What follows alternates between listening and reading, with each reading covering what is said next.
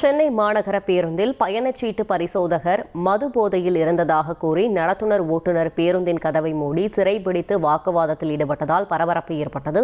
இதுகுறித்த கூடுதல் தகவலை செய்தியாளர் தாமோதரன் வழங்கிட கேட்கலாம். தாமோதரன், வணக்கம். இந்த சம்பவத்தில் என்ன நடந்தது, முழு விவரங்கள்?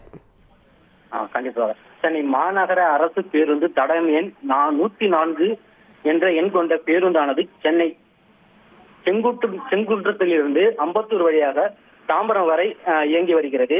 இதில் வெளியூர் செல்பவர்கள், மாணவ மாணவிகள் என பொதுமக்கள், முதியோர்கள் என பலரும் பயணித்து வருகின்றனர். இந்த நிலையில் 104 அரசு பேருந்து அம்பத்தூர் டன்லப் பேருந்து நிலையத்திற்கு வரும்பொழுது அங்கு நின்று கொண்டிருந்த டிக்கெட் பரிசோதகர் 2 பேர் பேருந்தில் ஏறி பயணச்சீட்டை சோதனை மேற்கொண்டு வந்தனர்.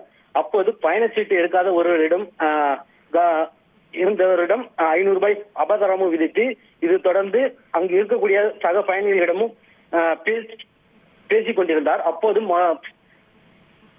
டிக்கெட் பரிசோதகரிடம் இருந்து மது போதை கலந்த வாடகை வந்ததாக பயணிகள் கூறி வாக்குவாதத்தில் ஈடுபட்டனர். மேலும் நடத்துனருக்கு மெமோ கொடுப்பதாகவும் கூறி எச்சரித்துள்ளார்.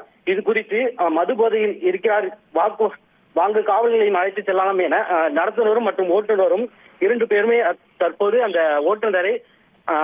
ஓட்டுநர் அந்த டிக்கெட் பரிசோதகருடன் அம்பத்தூர் காவல் நிலையம் அழைத்து சென்றுள்ளனர்.